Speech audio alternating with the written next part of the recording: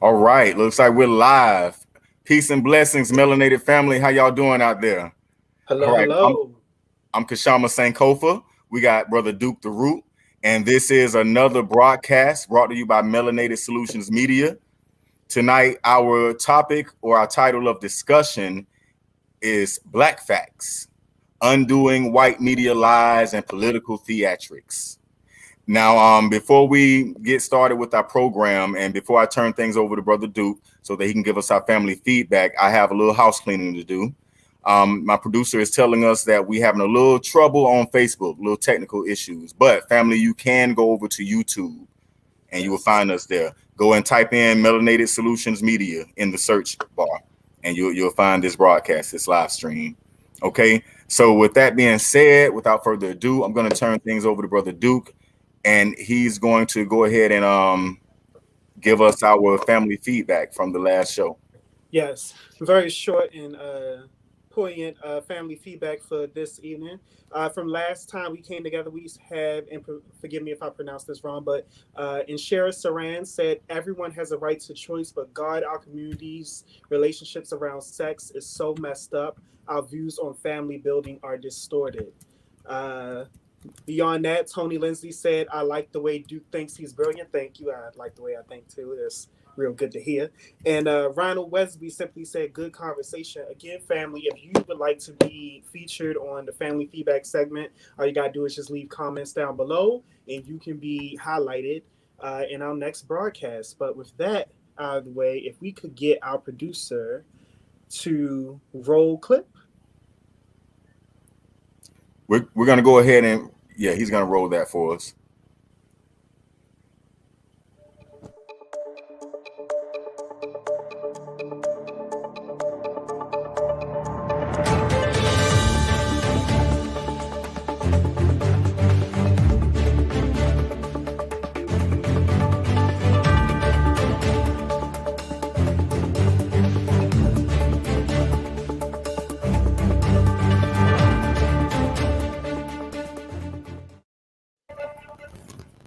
All right, where to All begin? right. So first we have the loss of I think one of the greatest actors, and I would say he's underrated, and but maybe he's not underrated. We never know how many accolades a person truly had, and what type of accomplishments they are under their belt and their name sometimes until we look into them. But Brother Thomas Bird was featured a lot in Spike Lee's movies. I remember him. I think one of his most memorable roles is in Spike Lee's Get on the Bus, when he was playing the father whose son was court ordered to be with him, and he had him handcuffed, and it was, I mean, it was a powerful scene. It showed a very complicated father black son relationship, and it was beautifully done by Spike Lee as well as Brother Bird. He was also in Bamboozle. Did you see him in Bamboozle, dude? So I have a confession, Kashama.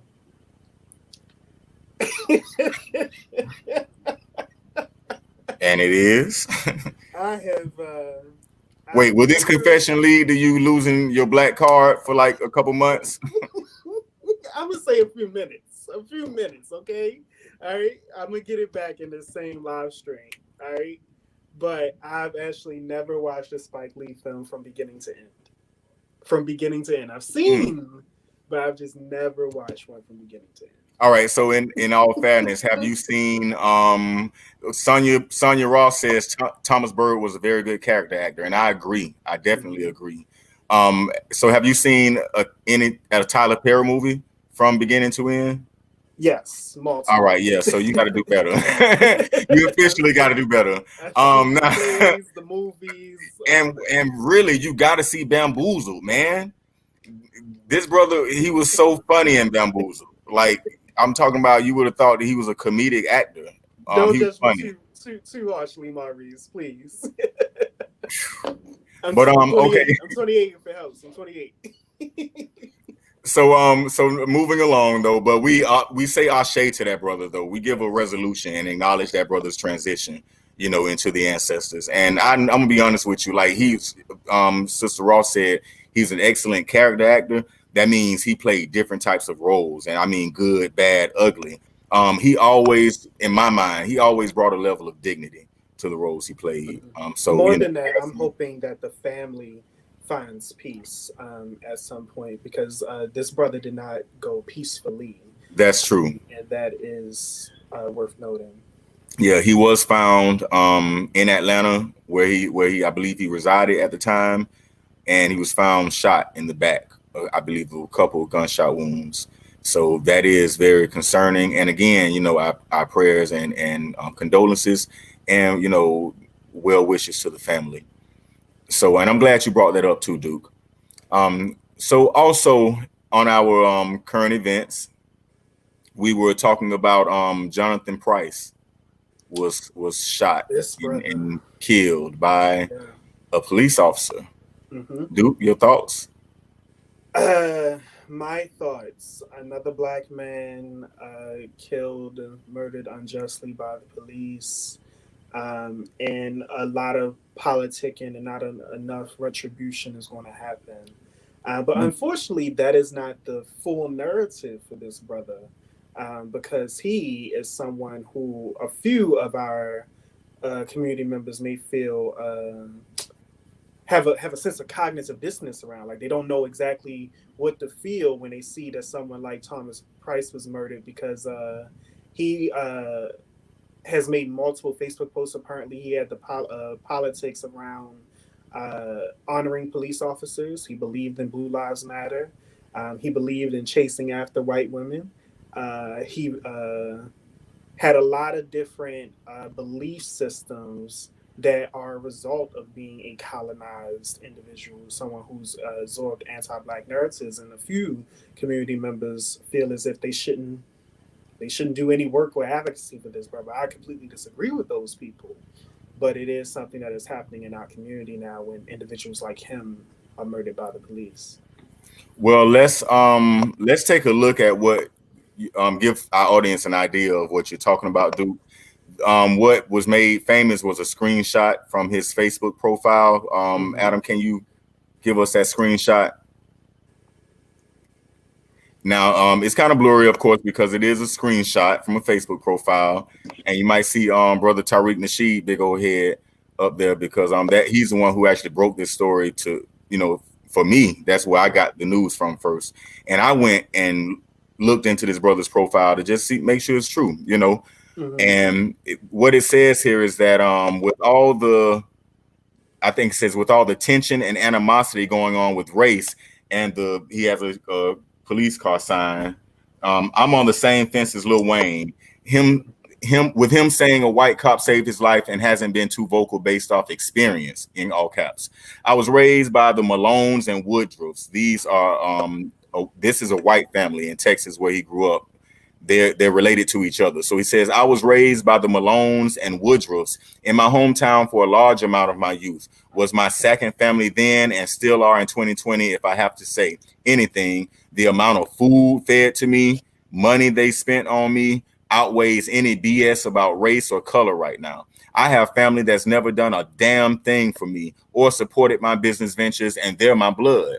They will forever be 1 million in my book, and they know who they are. They're to blame for my countryside and addiction to white women. He's saying his black family, I believe, is to blame for his countryside and addiction to white women.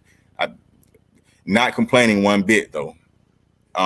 There were times I should have been detained for speeding outside, outstanding citations, outdated registration, dozing off at a red light before making it to my garage downtown Dallas after a long night out. I've passed the sobriety test after leaving a bar in Wiley, Texas by two white cops and still let me drive to where I was headed. And by the way, they consider Wiley, Texas to be very racist. I've never got that kind of energy from the popo. Not saying black lives don't matter, but don't forget your own and your own experiences. Mm-hmm. So, okay, so this type of brother is the type of brother that used to make me angry, right? Back in Mm-hmm. like back in like 2013, 14, Mm-hmm. and parts of 2015, when I didn't know how to accurately diagnose black people like that, right? And I do mean diagnose because it is a mental illness. and it should be put into perspective. Now, let's break this brother down. He grew up in Wolf City, Texas. That's the city where he's from. It has about 1,400 people. It's majority white. He was a star football player in high school, went to college, did very good for himself, came back home, and is considered an upstanding member of the community, a pillar of the community, and everyone, black, white, especially white, loves him in that town, and that's why he has the experiences that he's experienced. Now, I will point out that if Adam can give us that screenshot with the open letter to the NFL players, I will point out that one of his so-called family members, one of the Malones, shared this letter, this open letter to NFL players. It says you graduated high, and this gives an insight into how his so-called white family sees black people. Now they're all on social media. They're heartbroken over what happened to him, and they're all saying we're going to get justice for you. This is a shame, and we're angry. And some of them are actually speaking about privilege and bias and stuff. But for the most part, many of them are treating this as an isolated incident, and this is the reason why, because this is how they see black people. And this open letter to NFL players was written by someone, Susanna Lewis or whatever, and really in response to the protests, the kneeling before the flag. So it says, you graduated high school in 2011. Your teenage years were a struggle. You grew up on the wrong side of the tracks. This is her talking to black NFL players, mind you, like she know all of them. Your mother was the leader of the family and worked tirelessly to keep a roof over your head and food on your plate. Academics were a struggle for you. Saying you're dumb, right? And your father's nowhere. This is their narrative for black men. For you, and your grades were mediocre at best. This is how they look at black people, just like this brother. The only thing that made you stand out is you weighed 225 pounds and could run 40 yards in a 4.2 seconds while carrying a football. It's the only thing that made you stand out to them. Your best friend was just like you, except he didn't play football. Instead of going to football practice after school, he went to work at McDonald's for minimum wage. You were recruited by all the big colleges and spent every weekend of your senior year making visits to universities and blah, blah, blah, blah, blah, blah, blah. I'm not even going to legitimize all of this BS dribble. I'm going to go on to the end to say that okay, so it says you went to the NFL, blah blah blah blah. You would drive a Ferrari on the streets of South Beach. He would ride in the back of a Black Hawk helicopter. Supposedly, the friend went to the military. You would sleep at the Ritz. He would dig a hole. On Sunday, you would run into a stadium as tens of thousands of people. When the national anthem plays and you take a knee, he will jump to his feet and salute the television. While you protest the unfairness of life in the United States, he will give thanks to God that he has the honor of defending this great country. To the players of the NFL, we are the people who buy your tickets, watch you on TV, and wear your jerseys. We anxiously wait for Sunday so we can cheer for you and marvel at your athleticism. Although we love to watch you play, we care little about your opinions until you offend us.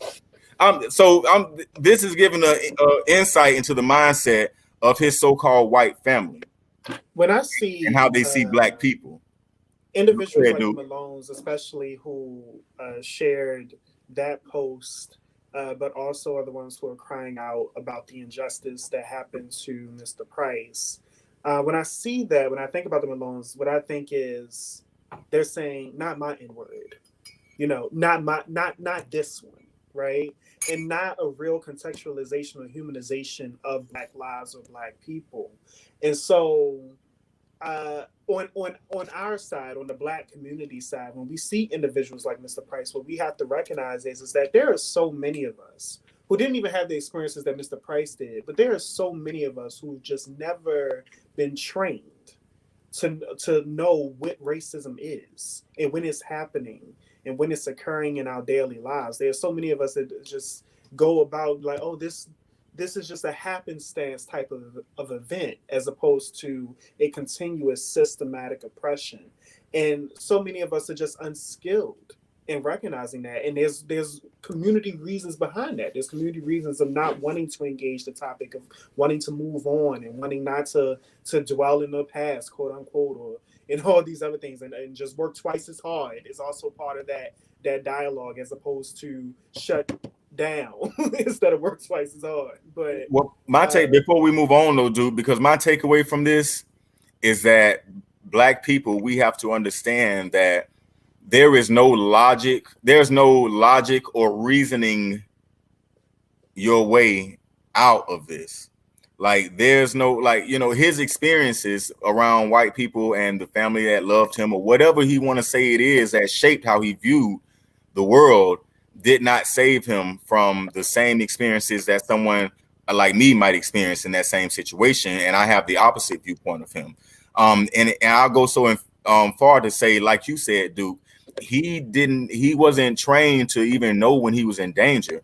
He got shot and killed trying to intervene a fight between a white man and a white woman. And the white man turned on him, and he was the one who ended up getting shot when the cops came. And so Black people, we got to also take away from this. To shake the hand of the police officer. There's also reports of that. He didn't even know he was in danger. Did not know. Like a deer in the headlights. So we really, and when it comes to us, we can't look at this as the individual, because that's how the white people are looking at it. That's not my N word, right? And I've even seen some of them on social media saying, "Oh, the cops got it wrong this time." Like they didn't get it wrong with Breonna. They didn't get it wrong with Tamir. They didn't get it wrong with none of these other times. But when it comes to thousands of unsolved cases that we don't hear about. Come on, right? So they are gonna look at it like that, and I believe he'll get more justice than probably anybody else that's been killed by the cops, mainly because he got his white people pushing this issue as a personal, individualized issue. We need to make sure that we incorporate that in the overall issue of genocide and oppression that we're facing, and not look at him for his illness. It's not strategic or beneficial for our community to segment what happened to Mr. Price as a one-off thing because of his politics and views. He was killed because he was Black. There's no, they didn't care about how he thought, what he thought, or whatever else. And the fact that he was killed because he was Black means that it's also our issue. This is our problem. And I cannot like you from here or tomorrow, but this is the issue. This is what we need to fight for. But I think we can lighten up the mood a tad bit. Yes, we're about to talk about this clown, Charlemagne. This clown. Why is he called the God, by the way? He called himself the God. It need to be Charlemagne the clown. I need Charlemagne the pauper, the average, the human being. Can we start there? Can we? I'm not quite sure what godly duties he's been doing, but he's been getting a Twitter dragging over the past week. He has this segment on his show where, isn't it the Dunkscat? Donkey of the day you talking about? Donkey of the day. All right, so we got Donkey of the day, Charlemagne the God. Let me go out this for a moment. People have started to look back at his past interviews and some of the situations that he's been involved in, and just the litany of anti-Black progress this brother has made over the course of the years. And unfortunately, at the expense of course, other Black people. One of them that comes to mind is Little Mama, who some people may not remember at this point because sadly, they have not been in the limelight as much. But they were a hip hop rapper of notableness at one point in life. I don't remember a song right now, except Shorty Get Loose. Lip Gloss is popping. Lip Gloss, there we go. You should know that. They had like a kind of a B&B beat to it a little bit. Mm-hmm. Yeah. But she was decent. And I don't remember the exact incident of how he made her cry, but I think he was talking about her looks, right? We got the clip. No worries. This is Black facts. We talking facts today. This ain't nobody's opinion what Charlemagne has done and how he's treated Black people, and in this particular case, Black women. A young Black woman who's, I would argue, is young enough to be his daughter. Charlemagne is ain't no. I like what Craig Hunter said. He said charlatan Charlemagne. I love it. Come on. Who said that? Craig Hunter on Facebook. Thank you, Craig. All right, I see you, Craig. Yeah, Adam, can we get that just a snippet of just him right out the gate? This as soon as the interview started, he came out the gate disrespecting that sister. Now, little mama, That you know crazy. we give it to you hard on this show. Already. One of my nicknames for you is the voice of the young struggle face. What? It's because you're young, but you have an old face. Like how Drake says, I'm really too young to be looking this old. Like, Nah, to be feeling this old. I got an old soul, but I feel like people tell me I look 12, 13. They tell me I'm sexy. I've never heard that. Now You everybody probably in this, never heard that because you look old. I You look great. am older, but everybody in this room has heard. Everybody in this room has heard. Everybody says, okay, little mama got to be like 30 something. She lies about her age, right? Yeah. I just All right, so yeah, like, go ahead, dude. I mean, it's a moment of like, even in the moment and as time passed, like, you laugh at those moments. But I kind of get sad at this moment right now because I'm recognizing, and not even just for Little Mama, but how often when Black people cry, it's just a meme. Like it just immediately becomes like. So let me interject real quick, dude. So for our audience to catch up, she ended up crying before this episode was over. She ended up crying before this interview was over. She ended up basically kind of like just open, because that wasn't the last time he insulted her looks. He continued to like bash her looks, and then he started to minimize and degrade her career. He if I didn't know no better, I would have thought that he really had this Nicki Minaj thing like personal about something she said about Nicki Minaj. And if I didn't know no better, I would have thought Nicki told him. And I'm not accusing you of nothing, Oh Nicki. my God.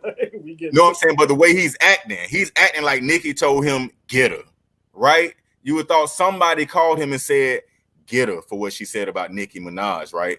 And he went on to call her ugly, and she cried. And I don't even think nobody handed her no tissue. Angela Yee, DJ Envy, all of them, they, you know what I'm saying? Look, there's no excuse for none of them. Charlamagne led the charge, but they all co-signed it. In fact, better.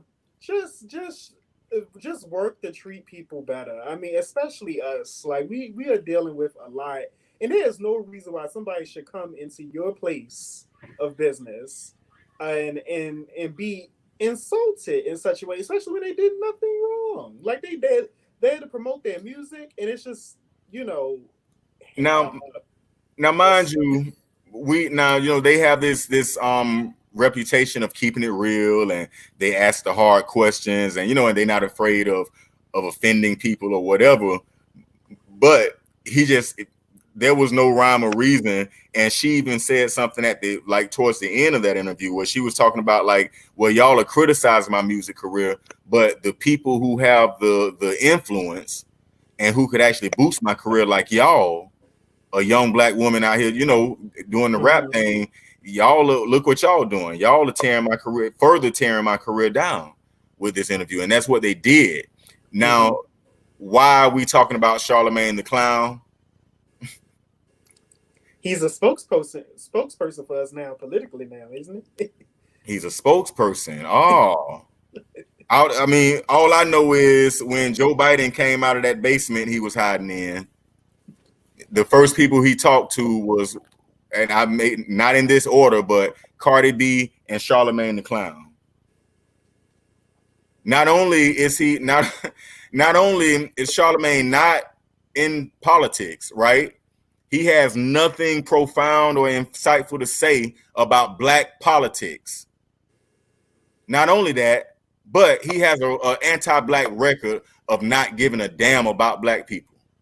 You know what I found interesting about Charlamagne, and this is interesting. So maybe a year or two ago, I forget now. It had to be last year, I believe. But Taraji P. Henson came out with the initiative for Black psychological health and mental health awareness. And I was there in DC when she did her speech.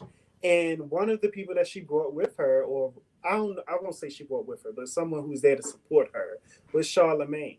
And in the room, and I'm just like, how, like, you are single-handedly responsible for so many mental health breakdowns amongst Black people, like, right? Like the consistency of your anti-Black messaging, but we have to start moving in consistency and congruence and things that we want to do, because it don't add up. mental health awareness, someone who destroys Black mental health. Like, what are we doing? We're chasing. I'm gonna tell you what we're doing, and then not me and you, Duke, but people like that. Because another friend of mine was telling me about how he was at a panel to see a panel on Black male something in DC, and Charlemagne was there. And the only reason he knew about it because he didn't know who Charlemagne was. He asked me, he know I'm like, current in media and stuff. He was like, do you know this person, something, the God, Charles, the God? And I'm like, Charlemagne, the God? And when he told me what he was on, I'm like, why in the hell do they have this clown on them? But what we're doing is we're chasing celebrities, man. Mm-hmm. Like you can't do effective Black work and chase celebrities. Like you can do the work, and if you get a celebrity to come on board that's not problematic, then kudos. Good for you. But you can't do the work while chasing these crazy chasing these crazy celebrities. These are just regular Black people. Half the time they just as traumatized and messed up as anybody else on the streets who happen to be able to sing, run, dance, or sometimes they can't even do that. And they just stumble up on a bag that white people done throwed at them for doing what they do. Come on, stop chasing these celebrities and putting them in spaces where real Black work need to be done. The fact that Joseph Biden even went to Charlemagne the Clown is an insult to Black people, along with Cardi B. Just a reminder for the audience, at some point tonight, we're going to drop the link for any one of you to join in and have join in this discussion with us. We will be working with our producer, so we're going to ask you to, make your point, and we'll have to politely ask you to leave as we move forward. So just be on the lookout for that, but we would love to have you. The link will be posted at some point tonight. Lowell said, thank you for this. Black people need this reality check. It's not just Charlemagne the Clown. Absolutely, Lowell. There's just so many of us. We're using Charlemagne at this point because he is a public figure. He enjoys being in the public light. And I just think if you're going to enjoy being in the public light, especially in some of the lanes that he's been in, as far as now mental health awareness and the political sphere, you got to step it up. You got to actually be for Black people if you're going to be in these lanes doing the work that you are trying or claiming yourself to do. Right. Which gets us to our discussion, right? Because the only reason we brought up Charlemagne, he was trending. We didn't just pull him out of the thin blue air. And he's somebody who white media, as well as the Democratic Party, uses to speak to and for Black people. The title of tonight's broadcast is Black Facts, Undoing White Media Lies and Political Theatrics. So, Lowell, you said it's not just Charlemagne. No, it's not. Let's get into this. Now, this week we had a three-way debate, right? It was a three-way debate this week between Kamala Harris, Mike Pence, and The Fly. The worst three-way in history. And I believe The Fly was winning, in my personal opinion. But wait, The Fly was a buzz. Before we get on that unholy trinity, dude, we got because we're gonna get on that. That's part of the main course. Let's get to one of the appetizers first, because Amanda Seales was recently tweeted after the first debate, right, between Donald Trump and Joseph Biden. Amanda Seales, I want to pull up the tweet and make sure that you gotta remind people who Amanda is. So Amanda Seales is tell them, because I don't even know her like that. Is an actress. I know her mostly now because she has a role on Insecure. I love Insecure. It has problems, people, but I watch it. And she's also been on The View at one point. She's does some blogs here and there, and she does commentary. But what's this tweet about? Okay, so all right, so I can't do it up right now, but luckily for me, I got a good memory. And I ain't gonna say I ain't even know her like that. No, I don't know her like that. Because guess what? She ain't doing nothing for us as Black people. I've seen plenty of episodes of Insecure. And when I see this sister and you tell me she played on Insecure, I'm like, oh, that's who that is, right? Somebody said she a bad comedian. Like, I don't know. I don't even know. I think she should say. I mean, if she's in the comedian role, that's sad because I've never heard of her stand up. I think she does stand up too. Somebody mentioned she does stand up, and her acting is all right. I think she plays somebody that's actually close to her own personality, so it's not really acting. it's not a lot of she doesn't have a big role in Insecure. Whatever. That's neither here nor there. But the tweet she put out, right? The tweet she put out was basically saying, I'm gonna pull this up too while I'm talking about it. It said, enough already, and this is me paraphrasing. Shut up about reparations and about the 94 crime bill. I don't want to hear shit. That's what she said. About the 94 crime bill. And y'all just need, basically saying y'all Negroes just need to shut up and vote. Oh, I know where I got it. I got the article actually. So, but basically she's saying we just need to shut up and vote. Now, I also dug up some earlier tweets from 2018. She ain't just started this foolishness. She's been on a crusade against people who are fighting for reparations. She's been hashtagging reparations, talking about it's silly and it's hilarious and telling us we need to basically forget about it. You know what I'm saying? And what I find ironic about it is her mama is Indian, from Grenada, but she's like East Indian origin or something like that. And she's another person that's propped up as some type of voice for Black people who gets up here and undermine us, talking about reparations, telling us to shut up about the 94 crime bill. I got relatives that have did time, that have lost most of the 90s, the 1990s. I have male relatives that I didn't see that decade because of the mandatory sentencing that Joseph Biden it gave these states money to put Black men in jail. And here she is, half of her people over somewhere ain't even dealt with this issue, and she telling us to shut up about it. She don't want to hear about it. Guess what, Amanda? We ain't checking for you. We ain't talking to you about it. We talking to these politicians, the one who got power. You a puppet.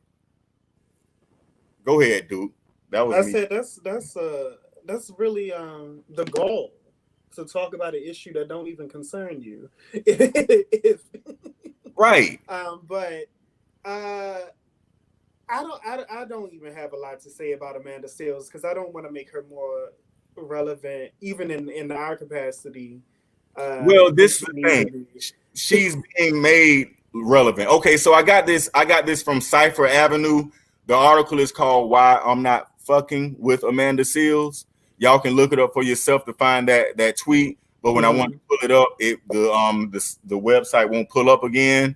But another thing she did, but what I'm saying is she's being propped up as one of our voices. She's being propped up on this whole Biden Kamala thing and telling Black people like we need to shut up. When this ain't the first time she's been problematic. She's been out here accusing Black men of rape. Well, no, okay, I'm gonna say she's been accusing them of rape because she hasn't been specific. All she said was sexual assault, inappropriate, problematic. I remember she did a live saying I never accused him of rape. I just said he was creepy or something. It was ridiculous. So who was she talking about, right? She's talking about Dr. Myron Rowe, former NFL player who went back to school after leaving the NFL. And this brother's so brilliant, he became a neurosurgeon. And right now he's a neurosurgeon.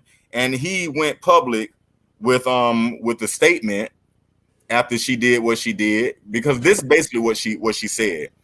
She gave an interview on the Breakfast Club, same old problematic Breakfast Club, right? She went on there and she was very cryptic about who she was talking about, right? And then she later got on her Instagram, I believe it is, and that's when she, came out and said that it was Myron Rowe. But she basically said she had a conversation with him that made her feel uncomfortable, made her take a step back, right? So she basically was saying he was sexually inappropriate with her over the phone. Then she said a friend of a friend DM'd her and told her that he did something inappropriate. And then she said once she went public, her DMs were flooded with 8 more women. That's her DMs being flooded, mind you, with 8 more women who she didn't even know, who had a litany of accusations about this brother. And then she went on to so-called clarify things. But even when she so-called clarified it, she basically said, she told people still, not basically, she told women to still be careful when they're around him. Mm-hmm. I remember the only run-in I've had on the social media with Amanda Seales was during the Innocence Project campaign for Rodney Reed. Rodney Reed was a brother who Innocence Project has been working on his case extensively for a few years now. But inside of it, there was a moment where he was been accused of rape and sexual assault by different people. One of the cases he was completely cleared of, but the others were not. He wasn't even going to be charged for. It was just something that was said after they had already falsely accused him of the crime that he did not commit. That the Innocence Project was working on. But if anything, if you happen to know about court proceedings after you have been charged for a crime, when they're doing the sentencing phase, they can just say anything and it can stick because there's no point to prove it at that point. Like, you don't have to prove these particular things. So they wind up tying some unsolved rape and sexual assault cases to him. And so when the campaign for Rodney Reed was going around through the including Sean King actually was promoting and during this part, he happened to fact checked Amanda Seales. Yeah. So, but anyways, during this moment, Amanda had promoted and shared Rodney Reed's case, but when she heard about some of these other incidents that he was never guilty of, and in fact it was proven not guilty of, including one of the alleged victims going on record saying that is not who did it, she said, I wish I knew all of the facts, and that she recants her support for Rodney Reed during this time. So it was just one of those things. So she has a history of stepping and not really knowing full She's facts an idiot. and getting through. Oh, she's an idiot, and I'm gonna tell you why. I'm gonna tell you why. I'm not listening. Listen, we're taking heads off of these white liberal puppets, playing pipe roll by people, and you don't even like us. You don't even like us, son. You don't even roll with us, right? This is read some of these comments on Instagram. Listen, man. On Instagram, she's talking to one of her followers, and she tells her followers that, first of all, they were just trying to get this brother's execution delayed so that they can get the case heard. When she came out with her BS, she told one of her followers on IG, I'm against the death penalty. I'm not even in favor of the death penalty, but I just didn't want my name attached to blah, blah. I want all the facts. So if you're against the death penalty, what's wrong with delaying somebody's death penalty to make sure whether they're innocent or not? What does that have to do with a rape that he was accused of when he was 19 in Hingham High, Texas? It's because we don't have a social society, a healthy enough social society that makes space for Black men in this climate. Like, if you say that you that's it. That's all. There's no proof that needs to be done at this point. It is immediately cancellation and guilt. And I happen to know some of these statistics, and people are not being 100% truthful about how these rape and sexual assaults happen across genders, but that's not the topic of today's show. But it's definitely a issue. Someone said, Donatello Bogatti said she should be sued for that slander and defamation. I certainly agree. Danae Washington said, we don't have to be nice, we need to be just. We're gonna be we appreciate you. Right, we don't have to be nice. We're gonna make sure that we're not anti-Black in the way we handle her. I'm not gonna call her so I just don't want to call her idiot on a public platform. I want to call her home. I can say it privately, but I don't want to call her idiot here. Man, whatever. Let's move on though. Because we still had Kamala Harris and Michael Pence. They had their debate. And the fly. We are not going to. Okay, the fly. You want to acknowledge the fly. The fly was in it. That fly probably care more about Black people than either one of them on stage. So let's get into it. Now, I've watched partial of the debate, and I'm gonna be honest with y'all, fam. I only watch partial because I have to keep my sanity. And watching Kamala Harris, Joe Biden, this entire presidency, election period, everything, it is the thing that, where Taraji at? I need my mental health check-in because this entire campaign It's absolutely ridiculous. But here we are. 2020 has more things in stock. So, Well, I don't even think really there's not even a lot to devote to this, honestly. Like when we were talking about the show, mind you, it was before the debates, and we wanted to allot a certain amount of time to discuss the debates. Because we of course this is relevant to us as Black people, right? But when I watched the debates, I sat down and watched it, and I ended up nodding off before they said anything about Black people.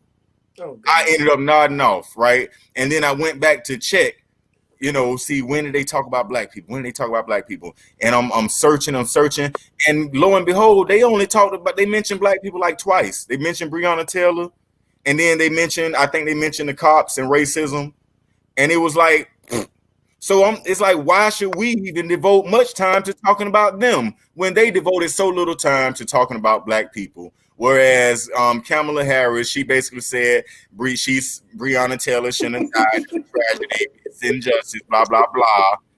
And then she came back with saying, we're going to make police sign a registry who break the law. And I'm thinking to myself, either she's crazy or she think Black people crazy. Guess what? When you break the law and you get punished and go to jail, that is the registry. They fingerprint you, they take your picture, they put your name, they check inside of your body cavities. They make sure you ain't smuggling nothing inside and out. They know everything about you. They put your DNA in a database when you go to jail. I'm laughing because Danae said watching that debate was like going to the restaurant for the parsley. And the reason why this is so important for me, because in Baltimore, as well as this was actually on an episode of Gordon Ramsay as well, there's these places that simply garnish your food with parsley. Like that's the main part of the meal. Like you get your plate and everything's just parsley. And that's what this darn debate was. I ain't gonna call no names, dude, but there was a Black restaurant that me and you went to. Look, you're not doing that. That was somebody else. No, them fish tacos had like this much fish and everything else was cilantro and parsley. Like, dang, brother. But anyway, back to the two pals that had that debate last night. So Michael Pence, he said that he trusts the system when it comes to Breonna Taylor. And like this Breonna Taylor's case is like the poster child for everything that's wrong with the white system. Mm-hmm. Supposedly getting justice for Black people. I mean, but look, I've never actually had to listen to Mike Pence. Now I've heard and seen some of his actions. It is remarkable these days what people have done with necromancy, because anytime you can get a corpse to talk, it's insane. But it was a weekend at Bernie's moment. That's why that flop came. Nobody knew. I saw him disrespect Obama at his commencement ceremony at Trump's commencement ceremony, refusing to shake Obama's hand and blah blah blah. His inauguration, whatever. It's all. I'm tired. I didn't know he didn't shake Obama's hand. Yeah, that was Mike Pence, and I mean, look, all I know is that the fly showed up and said, "This is what it is. There's a pile of S here, and we need to deal with now." Now, to be fair, our good friend Dr. Cleo Monago, I just want to quote him because I thought this was hilarious. He said, "I heard about this fly during the debate. No doubt the fly was confused about which pile of S to land on." Right, because there were two piles. And I think Michael Pence, he definitely, I think Michael Pence, he gave, and I want to talk about this though too, because this was an important moment, whether we know it or not. Even Republicans, I'm talking about the lowest of the barrel, scumbag, racist, hick Republican has better sense than to say something like, "I don't believe that America is inherently systematically racist." Like, even Republicans acknowledge slavery, right? even Republicans acknowledge that, like, yeah, sometimes we beat Black people down, right? In almost every aspect of society. Mm-hmm. But Michael Pence isn't stupid, and he knows that we're not stupid. That to me, and I believe I'm correct in this analysis, that to me was the dog whistle to white America, to him and Trump's base, to say they're not saying that racism don't exist. What they're saying is it's not wrong, and you don't have to pretend like it's wrong anymore. When he said, I believe what happened to Breonna was wrong, but I also believe that looting is wrong too. What he's telling white people is, even though I'm saying that there's no excuse for what happened to Breonna, it's okay. What do you think? So my immediate response is, because I hate diving into it, because I'll become emotional. But I'm just sick and tired of our roommates. And when I say roommates, I mean white people. Like, we are sharing this land. And we got to vote together. We got to break bread together at times and all this. We got to go to the market and see each other. I'm tired of our roommates. It's an abusive marriage. Illogical. But in a more serious note to what you said, I went back a few years ago to look at more information around Emmett Till. And people remember the story of Emmett Till, young brother, 14 was it? Who was murdered unjustly down south, and just a horrible story, open casket. People know the basics of that story. But when it came to the trial of Emmett Till, and this is the part that I want people to focus on, when the jury deliberated to find out whether or not to charge the individuals who committed this heinous crime with a crime, they all deliberated and said they were free to go. And one of the jury members is on record. You can look this up. One of the jury members is on record saying that there was no doubt in our mind that these men did this to that boy. Mm-hmm. We just didn't think that being in jail should be a reasonable outcome for killing a nigger. Yeah. That is the lineage of people that we're dealing with. It goes back to Plessy versus Ferguson. Like Breonna Taylor, it's like there's no doubt that there were systematic issues and systematic wrongs. There's no doubt that someone has caused harm against your community. We just don't think that anyone should be guilty of it. Like it's why should we harm ourselves and be concerned that this happened? That's what we're dealing with. We're dealing with a real lack of humanity, a real cognitive dissonance, a real disassociation around humanity, and it is dangerous. James Baldwin called them moral monsters, but they're just monsters. They're just monsters. Well, and see, I'm glad you brought that up, though, dude, because that's what I'm saying. It's basically saying that as a black person, you have no rights that any white person is bound to respect, and in this case, in this modern era, that any person acting in the interests of white power is bound to respect. You can be a black or Latino or Asian cop, but because of whose interests you are acting in, whose authority you are acting under, we have no rights that you're bound to respect. Now, what's so insidious about Joseph Biden and Kamala Harris is they're not coming out saying like Michael Pence and Donald Trump are saying, as far as like, we know that, it's racism. We just don't think it's wrong. We don't think that they should be punished for it. They're saying the same thing because nobody is talking about punishment. Every time they talk about dealing with cops killing black people, punishment is never on the table. They even talk crazy about a national registry. What the hell? We don't need that if you punish these people with jail, with the death penalty, right? Mm-hmm. Simple as that. But so that gets us into the Breonna Taylor case because there's a lot going on with that. Just before you start, I want to remind and hope we can get our producer and also one of our social media people on board. If you can start dropping the link, we're going to be ready to invite people in probably in about the next 6-7 minutes. We would love to hear from you all. Come on in, Danae. You had me laughing. Just please come on in. I would love to hear from you as well as anyone else who decides to join. But let's get into it. Yeah, we're gonna open up around 8:10, 8:12ish, But first of all, this case is unfolding as we live and breathe. Facts are arriving to the light as we live and breathe, and the dynamics of this case are changing, and people have been incriminated. I'm talking about from Daniel Cameron, the Attorney General of Kentucky, to all types of people. So let's go over this. One of the grand jurors came forward and stated that Daniel Cameron never presented charges that would hold those officers charges accountable of for murder, the murder of Breonna. In addition to that, there are a litany of charges that should be levied in this. That should be, that should be charged. That should be put on these people in this case. And also, they should have brought up other. There are other people who should be charged as well. Daniel Cameron sat on this evidence and never provided it to the grand jury, according to this juror.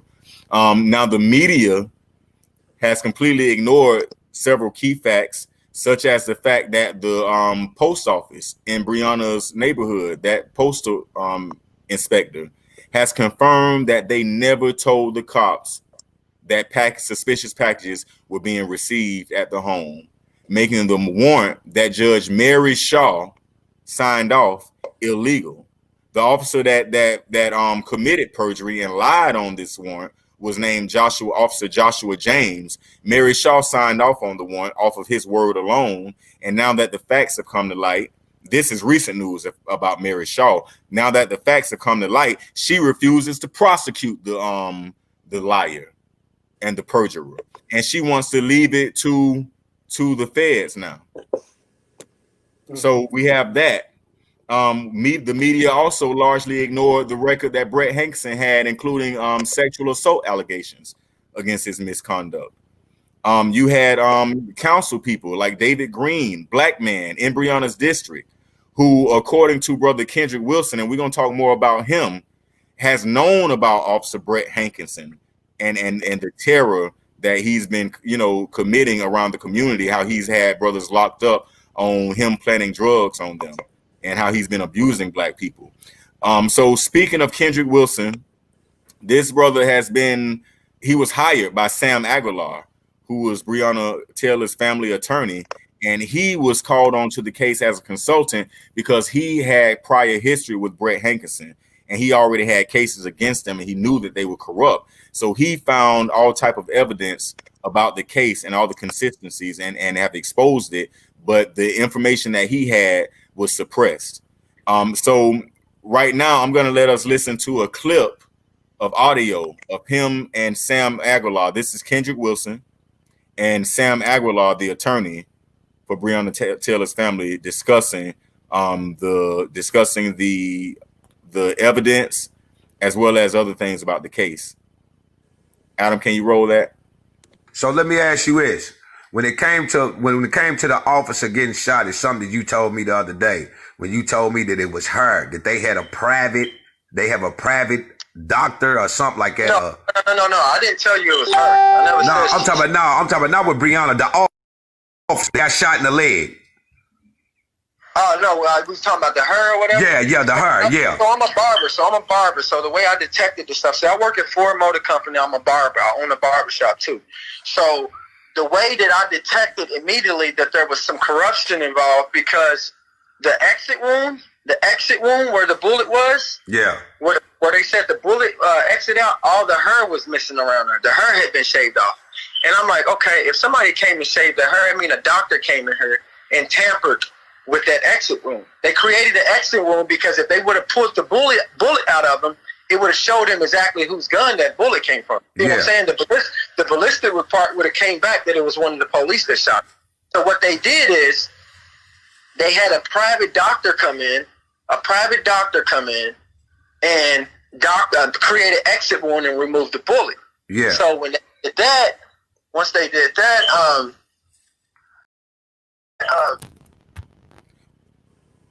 okay, y'all. So that wasn't the audio. That was another clip that we're going to show you later, because that is actually about the officer who was supposedly hit by Breonna's boyfriend, Kenneth. What's Kenneth's last name, Duke? I'm not familiar at this time. It's so many names we got to keep up with. Kenneth Walker, excuse me. So yeah, that was about the Kenneth Walker supposedly shooting the officer, whereas it appears that they say that they couldn't convict Kenneth Walker because they couldn't identify where the bullet came from, but apparently the bullet was dug out.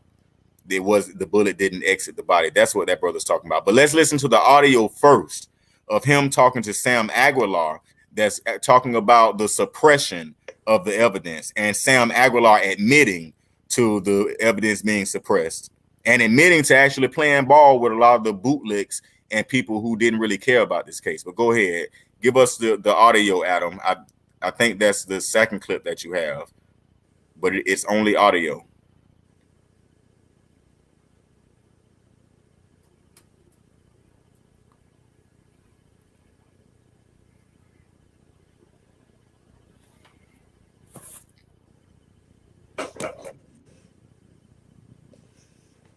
Of evidence. So it was something that you posted about Kenneth Walker's feet, that he didn't have no blood on his feet. What do you mean by, can you give me a little bit of that?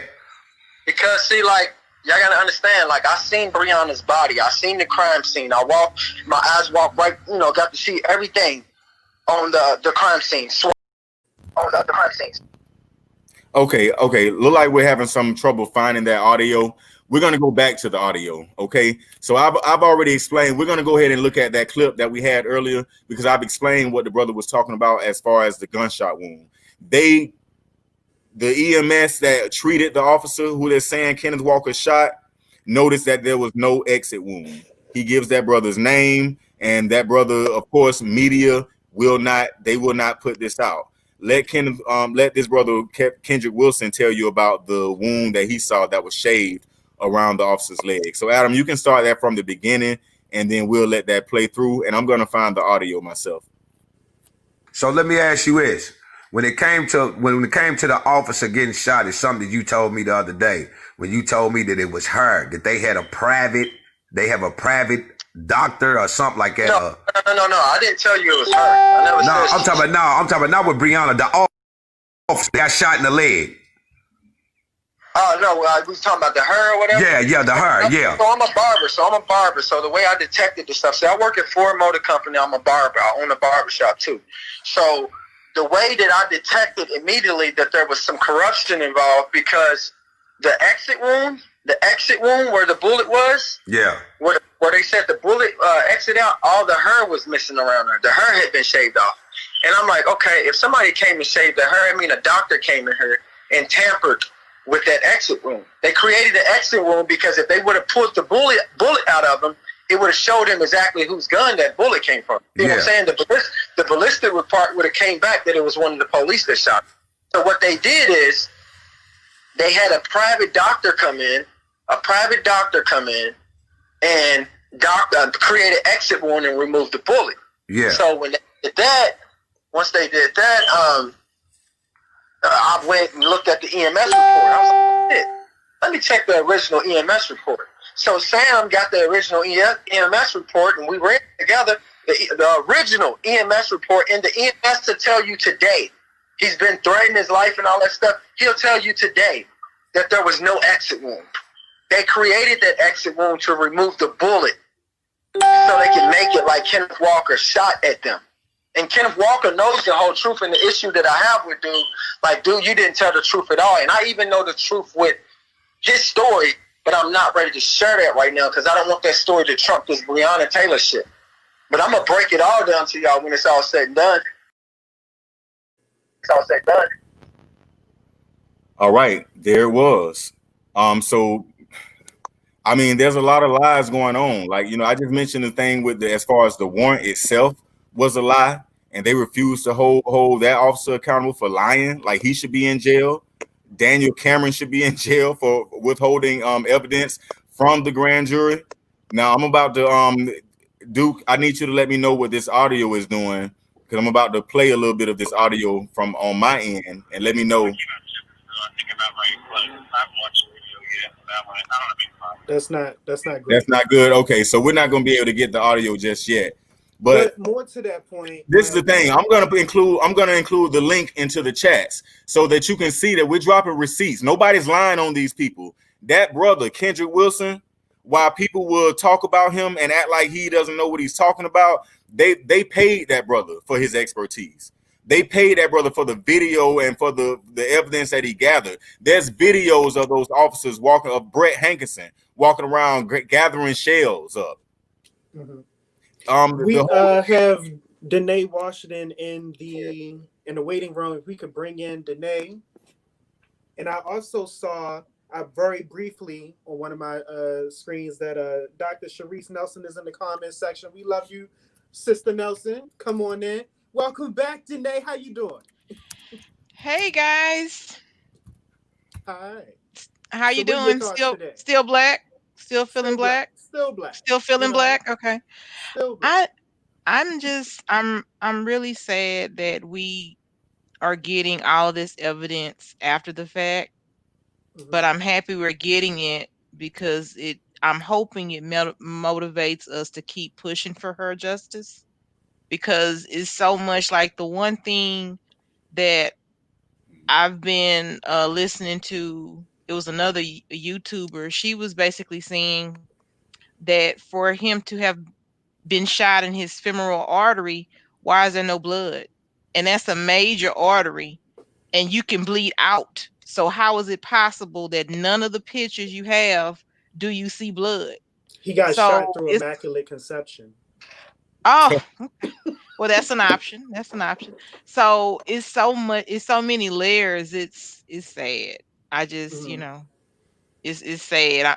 But I'm happy that we're not letting it go. Like, I'm happy that our attention span has not been to the defeat of this justice fight, because guess what? So here come another rabbit. What happened now? What happened now? Let's stay on, stay on task for this, because obviously if the AG was asking the court, the judge, not to release the information, they're still trying to deal in secrets and lies. And we need that information. That's why transparency is so important. And even if we never get to a point where we're gonna flat out, what would I say? Even if it's a really hard fight to ever get the defund the police to go through, I really do think we need to do something about having more transparency with those body cams. They should not have the arbitrary decision to have it on or off. It needs to be recorded record, period. And it needs to be held in review by third parties. We have so many problems because you're asking someone to police themselves. And who spanks themselves besides, special folks do that, I'm sure. But for the most part, you need another entity that's not beholden to them, that's not going to lunch with them, that's not working with them, being their check and balance. And without that, we're going to continue to run into these issues. Now, what I will say, there's a few things I want to say that you highlighted for me, and Dr. Nelson actually highlighted this. And I think what allows for the community to stay on this subject is the fact that the family did not give up. They did not take the hush money and run. Yes. And so the fact that the family has still called for this investigation to be ongoing, that is what allows, I think, for the general community to keep this conscious. And the next thing I want to say is, now, mind you, we all will have our different policies and politics around voting, and I'm not here to tell you what mine is. But what I will say is what you called for as far as that outside community check and having third parties invested inside of this reform of what's going on, whether or not you get rid of the police or not, which my belief is you should. Whatever happens to be the checks and balances for our community, that is the kind of systematic things that we can be lobbying for locally, and how you want to engage in that. There is the political route and voting registry to do that, but there's also the grassroots organizing route. And those are the things that I want to present, that we have options in order to bring these particular outcomes, and some communities are very well on their way to do that. Right. Kashama? Before we're going to go on a small break for about 40 seconds for a special comic presentation. But before we get to that, though, I want to speak to that. And I agree with both of you. I think that one thing we have to come to understand, though, first, is the first thing we need to do is we have to purge our communities of this fake political leadership of our local and state communities, these people who are directly affected by our support. People like David Green, the councilman in Breonna Taylor's district. I'm going to continue to scream his name to the top of my lungs, and Mary Shaw, the unscrupulous judge who signed that warrant and who refuses to prosecute the perjure cop. That's another point I want to add when you give me a moment, when you finish. I want to add something to that. Yeah, okay. Well, when we get from that our little break, we're gonna come back to you, Danae, excuse me. Get your final thoughts, and then we're gonna bring whoever else we have back in the waiting room. And I believe our producer wanted us to say the comic is attached to the end of our intro, so we'll catch that in. Producer.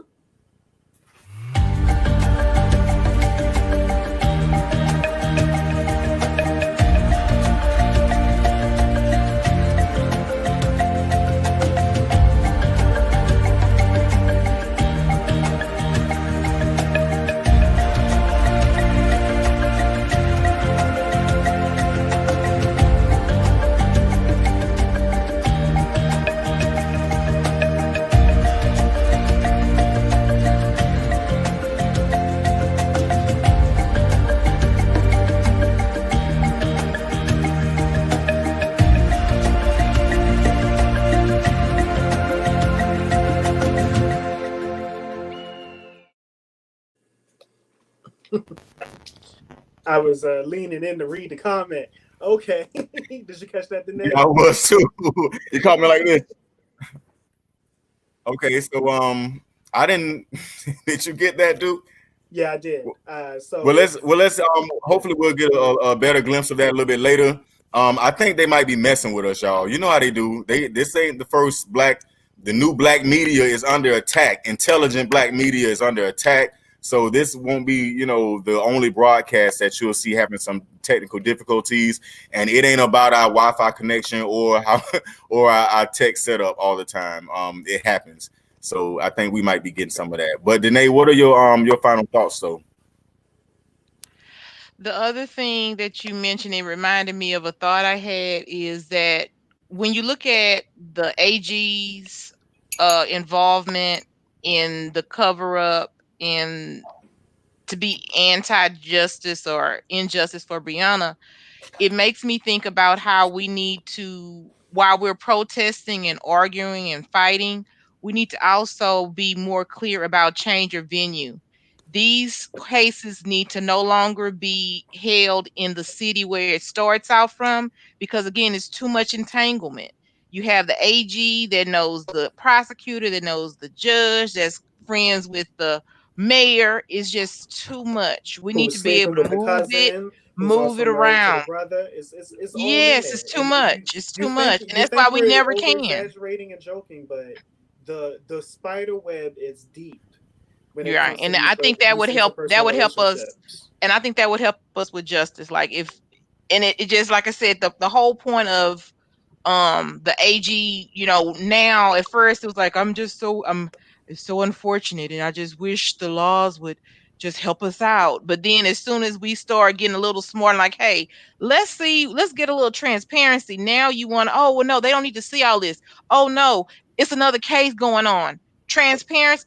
If we can't fight for anything else, we need transparency. We need to be able to call a thing, but they're so good at hiding stuff that you don't even know. You know something is wrong, but you don't know what it is. So change your venue, more clarity, and especially to make sure that those body cams are not arbitrary. They're recording at all times. They're being reviewed by outside party, and they're being housed by outside party. It shouldn't take you 3 months to get a body cam. Let them see it. They need to see it one time, but then send it to the person who's requesting it. And then again, that all stems in why it's important to hold them accountable. And you really can't hold them accountable without facts. Mm-hmm. Thank you so much, Danae. We're going to get into some of these other comments. It was great speaking with you. Hope to see you again. Don't forget about the parsley. Because that's exactly what it was. That's exactly what it was. The parsley. Parsley and cilantro. I wonder if the fly likes parsley. We gotta check that out. That's an experiment to check on. The flies like parsley. But exactly. It was great talking to you. So some of these comments we have, I see here, says from Donatello, it says that we need a complete overhaul of the DOJ. Until then, we will be here over and over again. Absolutely right. Echoing some things coming here. We see a Bongani who said that Black people hear me now. We cannot anticipate justice in the system. Absolutely. Before and that, that's a dude, key wait. thing. The word anticipate is so important there. We can't expect. We cannot be sitting here hoping and wishing and thinking that justice is a happenstance thing that's just going to occur. Like, there has to be actual work, actual movement. Real quick, dude, before you move on to any other comments, I want you to get one of Bungani comments that he made earlier. It says, one of the main components of systemic racism is for whites in authority. I think he says authority positions to all remain united. They stay on code. Absolutely. So that's one reason why I agree with what you and the sister was saying about changing venues and a lot of stuff that needs to be happening. But I think our overall sight, because Duke, you've said this very eloquently with your poetic talents, that white people are not credibility. What is about white people and credibility when it comes to how to treat people? We have to stop going. And I've been hearing some things that I'm apparently quiet, so I'm gonna get closer to it because people need to hear this. I may be off. Yeah, say it.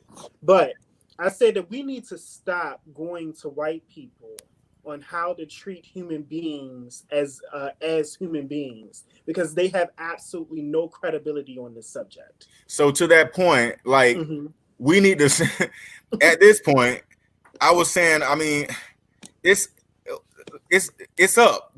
It's over with. The facade is over. We know where everybody stands in this country. So as of right now, we need to stop pretending like these white judges like Mary Shaw. I mean, and stop pretending like people like Daniel Cameron, who is Black, mind you, but everything he gets from white power. He gets from this white system. They feed him his butter biscuits from morning to night, right? We can't expect justice from people who are operating within a system built on injustice. And I was trying to figure out why the name Murray Shaw was so familiar to me. Whole time, it's the name of a villain in a horror film. What? It's the horror film called Dead Silence. It's about a evil ventriloquist. I was like, why is this name so familiar? Whole time, I just looked it up. I was like, why is this name familiar? But anyway. We got anybody else waiting in the wings, Adam? Come on in, people. Don't be shy. Don't be shy. We have about a good 20 minutes, 18 minutes counting down left. So again, another thing that has come out with the Breonna case as well is that it's shown that she was shot while she was already on the floor. Now, Sam Aguilar, the attorney for the family, after that audio came out, I can imagine he was quite embarrassed because first of all, none of these white people fooled me. He has been complicit to a certain extent in the suppression of his evidence. But now all of the what is hitting the fan. Sam Aguilar has come out and told us that there are certain questions that needs to be asked of the attorney general, such as, did he inform the grand jury that they had the right to ask for additional information, and that if the prosecution didn't have that additional information, that the prosecution was obligated to do everything within their power to actually go and get that information and present to the grand jury. Did Daniel Cameron ever make them known of that right? And sometimes I place bets. I don't generally like to gamble. I buy a scratch off every now and then. But if we're gonna place bets on this, I'm willing to bet that he didn't. He didn't ask him. Did he inform them that they could also ask for other charges, and that they could also consider for other people to be charged as well, outside of the 3 that he presented before them? I'm willing to bet that he didn't do that either. We, like that sister said, we need transparency because we need people locked up behind this. I want somebody to be locked up. I want somebody to be getting commissary. I want you lined up for commissary. I want you bathing with that Bob Barker soap. My Florida people probably know about that, but and I'm talking about Mary Shaw, all of them. The Joshua James, the officer who made the warrant, who filed the warrant, Brett Hankerson, You need to be in jail not just for killing Breonna. You need to be in jail for the crime scene. They need to pull up them sexual assault allegations on him, man. Mm-hmm. How you stayed a cop after sexual assault allegations? By being white and a cop. Right. So at this point, like, let's stop acting like these people got a just bone in their body. Michael Pence sat there and told the whole country, ain't nothing happening. What you mean? There ain't nobody slapping you upside your head. What are you talking about? What you talking about? Even Trump admitted in a secret recording, apparently, it was secret, that America suffers from systematic racism. So they not even on code amongst each other on that component. Well, they are on code because, like you said, a secret recording. He ain't gonna come out and say it, you know. I mean, but I mean, so that right now we really need to be demanding that there's about, according to Kendrick Wilson, he says there's about 20 officers that should be indicted right now. About 20 officers that should be indicted in this case right alone. In this case alone. And brother Kenneth Walker should not, his case was dropped, but if I'm not mistaken, with or without prejudice, one of those, I have to look up which one means what. But whatever it means is that when they get new evidence, they could bring charges back on him, right? So that's where you even hear Kendrick Wilson criticizing Kenneth Walker, saying something about he was silent about some of the stuff that's going on. They still got that brother head on the chopping block. And I'm not sure whether the charges have just been dropped or not officially, like whether he's officially cleared or not. Like I say, this case is unfolding as we speak. You got to check and stay tuned to, I'm going to tell you about new black media and intelligent black media. We are so important to justice because you're not going to get this information nowhere else. You're not going to get this information. Even if, when they talk about the postal inspector never said anything about Breonna receiving packages, you got to dig for that. They got one article about that when it should be plastered on every news outlet. Absolutely. But with that in mind, hitting up these comment sections, it says, Bangani said, honestly, every black person incarcerated needs to have their case reopened. I'm not against that at all. Especially, I mean, one of the subject matters, and this is only but one of the issues, but I am so sick of seeing individuals going into these high-tech dispensaries, ordering weed off of an iPad tablet, and we got brothers and sisters for less than a kilo in prison for years and for life, some of them.